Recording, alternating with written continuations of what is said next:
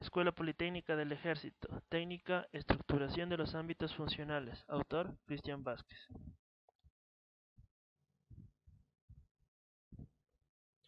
Objetivos. Entender en qué consiste el flujo de información y materiales en cuanto a SIM. Conocer los procedimientos de fabricación, así como su planificación y control en la producción. Identificar los elementos que ayudarán a SIM. Desarrollo. Estructuración de los ámbitos funcionales. Un punto esencial del plan de implementación general SIM es el establecimiento de un modelo funcional ideal para la empresa. El presente capítulo mostrará una estructura en los ámbitos funcionales en cuanto a esto. Partiendo de una representación global de lo que es SIM, pasaremos a exponer en detalle los diferentes ámbitos del SIM, como es el PPC, CAD, CAM, lo que es la parte de ventas, compras, proveedores, etcétera. También expondremos brevemente los ámbitos funcionales y detallaremos sus funciones y cómo se representan las interfaces de información respecto a los demás ámbitos funcionales. Flujo de información. En el flujo de información, para que una empresa sea competitiva, el factor información no solo se refiere a datos económicos, sino también a datos de procesos y calidad. Los cometidos del flujo técnico de la información son la generación, conservación y transmisión de información. Los problemas que hay que superar hoy en día se refieren a la transmisión rápida y fiable de datos, siendo la información lo más importante que va a tener una empresa. Dentro del flujo de información, para poder diseñar estas interfaces, es condición necesaria que exista una definición exacta de los requerimientos de comunicación. Estos pueden formularse de manera general en la siguiente forma: ¿qué datos se producen y en dónde? ¿Qué datos se necesitan, dónde y para qué? ¿Quién administra y cuida los datos y qué tipo de datos son? ¿Quién es el responsable de los datos y de qué tipo de datos? ¿Qué datos se conservan en una base común de datos? ¿Por qué hay datos obligados de obtención o introducción? La multitud de los sistemas de comunicación existentes, la conservación de estos datos y los tratamientos de datos que va a tener la empresa pueden gestionarse mejor si las funciones y sistemas se asignan a determinados niveles jerárquicos. Estos niveles jerárquicos lo que hacen es que la multitud de los sistemas de comunicación existan, la conservación de estos datos y el tratamiento de ellos, para que puedan gestionarse mejor si las funciones y sistemas se asignan en los diferentes niveles. Entonces tenemos como nivel de dirección de la empresa, nivel de dirección de taller y nivel de dirección de producción. Estos forman la punta de la pirámide. Entonces el ámbito de proceso está bajo el nivel de dirección de producción, que se divide a su vez en nivel de producción de dirección de proceso, nivel de control de proceso y el nivel de proceso en sí. Cada nivel plantea necesidades especiales respecto al tratamiento de información. Lo que caracteriza a esta jerarquía es que todos los datos de los niveles inferiores se condensan y transmiten de esta forma al nivel inmediato superior, eventualmente hasta llegar al nivel de dirección de la empresa. En, en sentido contrario, las informaciones presentes en los niveles superiores se transmiten de forma directa a los niveles inferiores, donde se completan con los diferentes datos. Además, Además de este flujo de información vertical, existe también un flujo de información horizontal, especialmente a nivel de dirección de taller, donde se intercambian informaciones entre sección de taller que están comunicadas entre sí. Ya, entonces vamos a detallar uno a uno los diferentes niveles. Tenemos como primero el nivel de dirección de empresa.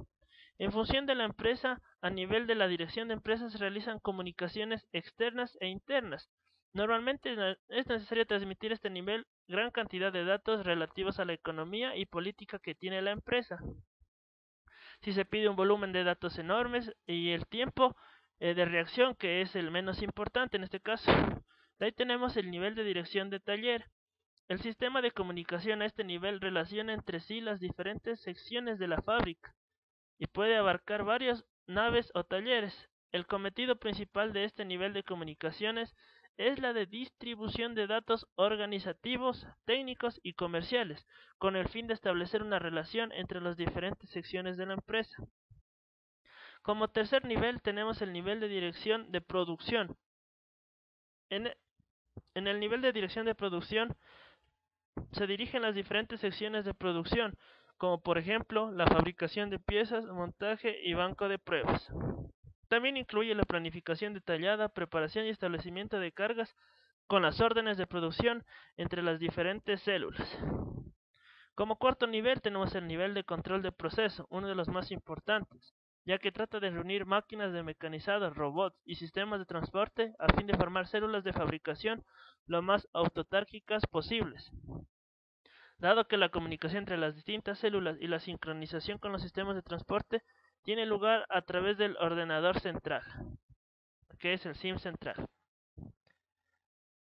Nivel de proceso. Uno de los principales cometidos es el de la vigilancia y capacitancia de datos, así como el blocaje mutuo y la sincronización de las máquinas. Decimos que forma una interfaz entre la electrónica y la mecánica. Las instrucciones de control se convierten aquí en movimiento de las máquinas de fabricación, sistemas de transporte, viceorganizaciones de control y demás. A la inversa, los movimientos, esfuerzos y disposiciones se captan por medio de sensores y sirven de retroaviso para el nivel de control superior a este. Los actuadores típicos son de accionamientos, válvulas, lámparas, calentadores, como nosotros ya conocemos.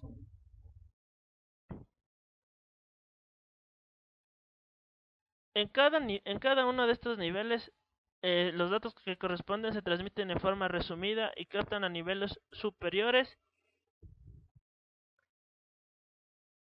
o directamente al nivel más alto. Este flujo de información plantea, por lo tanto, otras necesidades según el nivel jerárquico, a las respectivas premisas de comunicación, tales como caudales de transferencia de datos, tiempo de respuesta o frecuencia de transmisión.